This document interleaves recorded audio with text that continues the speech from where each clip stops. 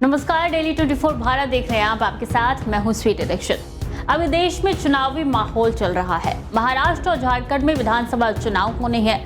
झारखंड में तो पहले चरण का विधानसभा चुनाव हो भी गया है।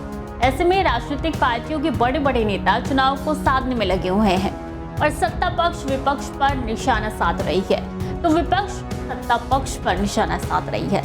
इसी चुनावी मैदान में राहुल गांधी भी उतरे हुए हैं और महाराष्ट्र के अमरावती में राहुल गांधी जनसभा को संबोधित करने के लिए पहुंचे। राहुल गांधी ने राज्य की भाजपा नीति, महायुति और केंद्र की एनडीए सरकार पर जमकर निशाना साधा।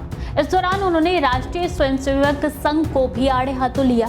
उन्होंने कहा कि हमारे लिए संविधान की किताब देश का डीएनए है, जबकि संघ और भाजपा के लिए ये कोरी है।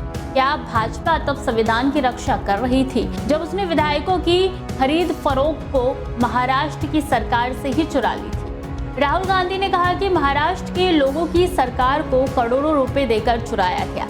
आज महाराष्ट्र का हर व्यक्ति जानता है कि उस सरकार को क्यों चुराया गया। ये धारावी के कारण किया गया है। भाजपा के लोग नरेंद्र मोदी, अमित शाह धारावी की जमीन, महाराष्ट्र के गरीबों की जमीन, 1 लाख करोड़ रुपए की जमीन अपने दोस्त गौतम अडानी को देना चाहते थे। इसलिए महाराष्ट्र की सरकार आपके हाथों से छीनी गई।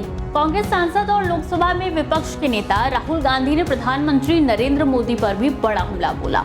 उन्होंने कहा कि मेरी बहन मुझे बता रही थी कि उसने मोदी जी को सुना था और वो भाषण दे रहे थे उस वक्त। उस भाषण में जो भी हम कहते हैं, मोदी जी आजकल वही बात कह रहे हैं। मुझे नहीं पता, शायद उनकी याददाश्त चली गई है। अमेरिका के पूर्व राष्ट्रपति भूल जाते थे, उन्हें पीछे से याद दिलाना पड़ता था। यूक्रेन के राष्ट्रपति आए और अमेरिका के राष्ट्रपति ने कहा कि रूस के राष्ट्रपति पुतिन आए हैं, उनकी याददाश्त चली गई थी। वैसे ही हमारे प्रधानमंत्री की याददाश्त चली जा रही है। तो खबरें लगातार जारी हैं, देखते रहिए डेली 24।